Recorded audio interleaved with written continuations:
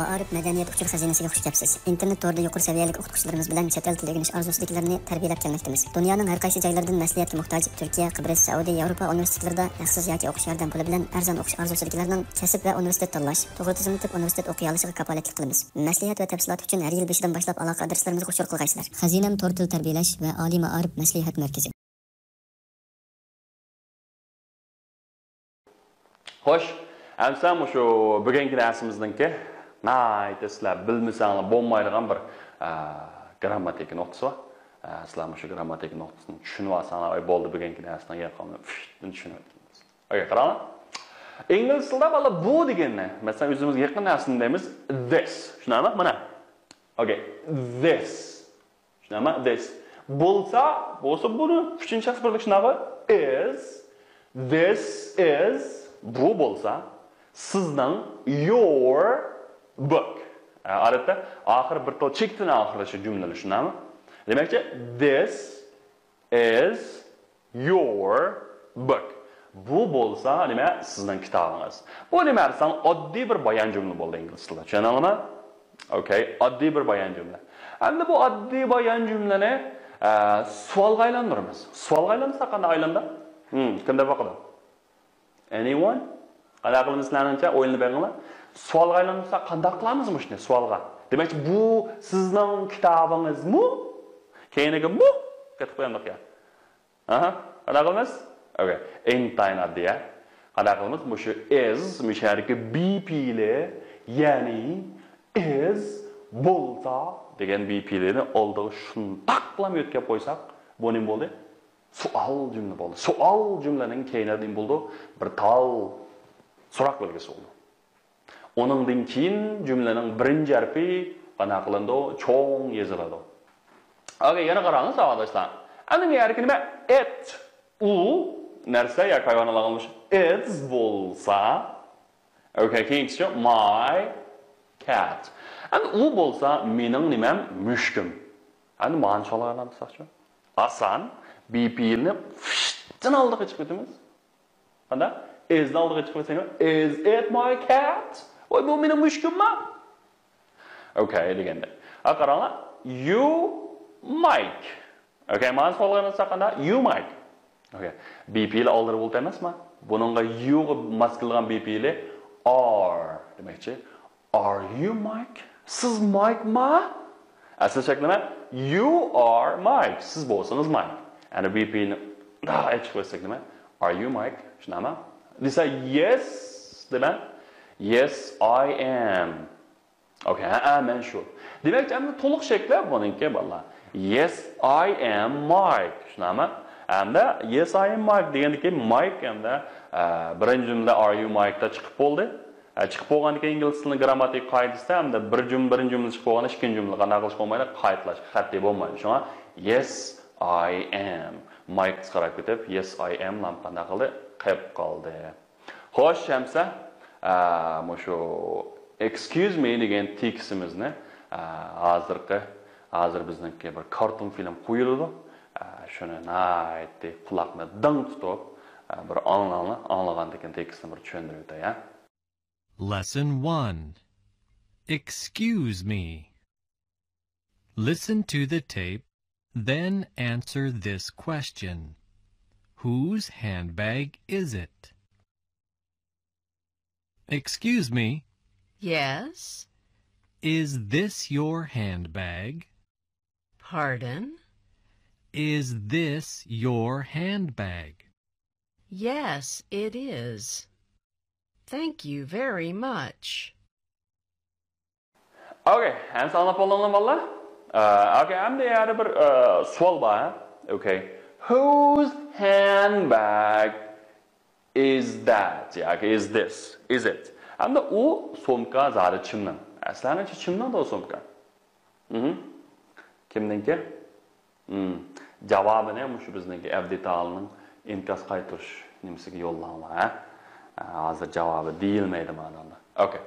Okay, amsa bu bir qisqagina bir dialog ekan ku bolalar.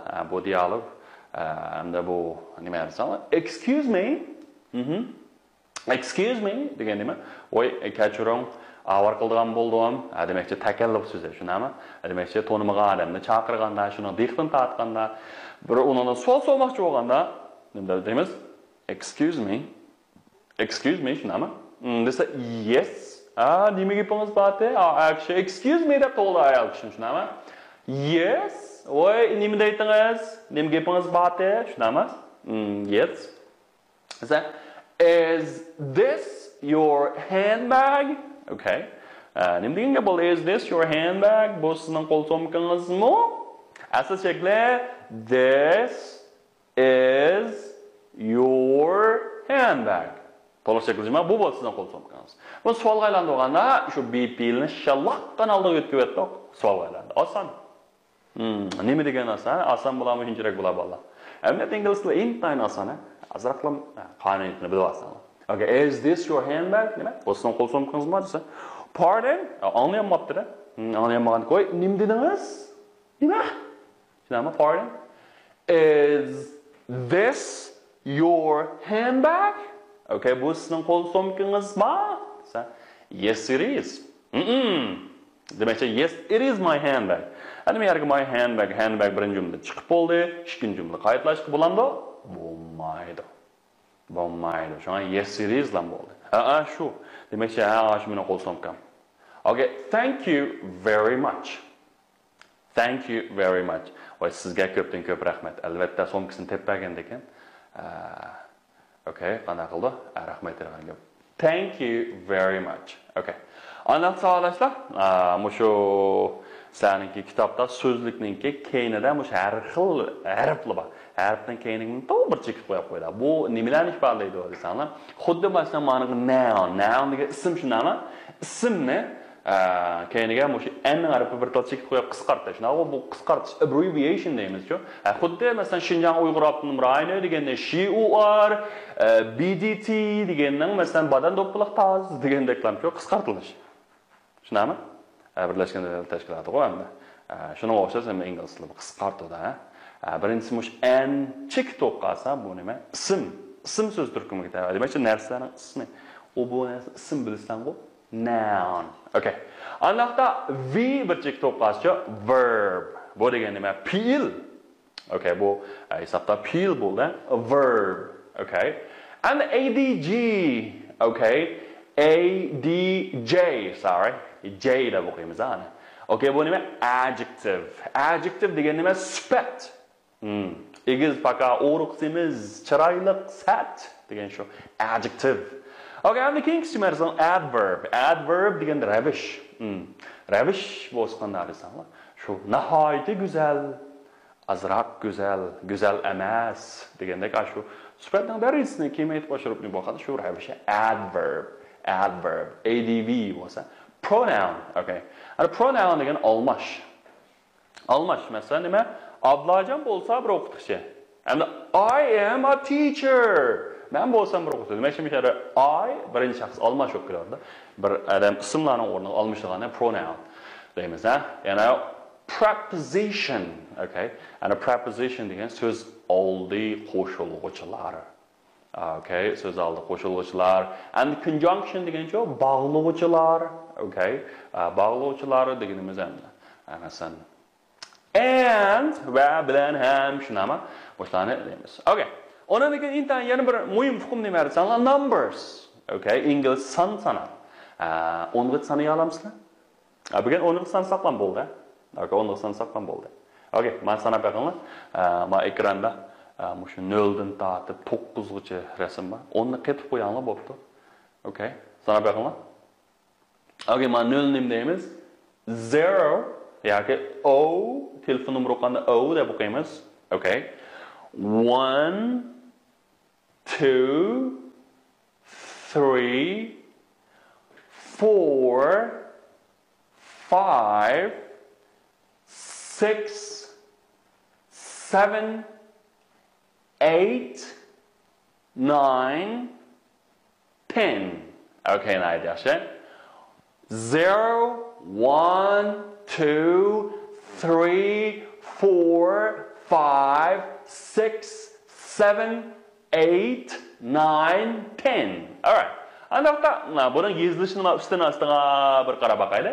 Okay. 1 әгіш болғанға бірлікті. 1, 2, 3, 4, 5, 6, 7, 8, 9, 10. Yaxşı. 1, 2, 3, 4, 5, 6, 7, 8, 9, 10. Good. 10. Demek ki 10 sanatçının günü varsanlar, sizlerine aitti. Çoğun qalbağını. Okay. Endi mavo igilik kelish şu nın degan şekillerinin bir tepsiri alga tushuntirilishi. Endi biz buni ekranni cho'ng aytib, sizlarga nima qilib beramiz? Sizlar mani rasmga tortib olib, saviyasidan yuqori bo'lgan savodashlar mani ko'rsanglar. Endi yangi boshlagan bolalarga manda tushuntirib o'tishdan qanday desanglar, ancha menimcha hojati yo'q. Endi darslar yana bir qatim o'rganib bo'lgan savodashlarni bir qatim takror yuzidan ko'rsam deyishni umid qiladigan, bir takror texmi bekrak bir narsa o'rgansam deydigan savodashlar bo'lsanglar, sizlar ekrandagi ashlarni qada bir takrorlayib o'tinglar. Biz shu videoning ostiga rasm shaklida naqshini chiqarib qo'yamiz.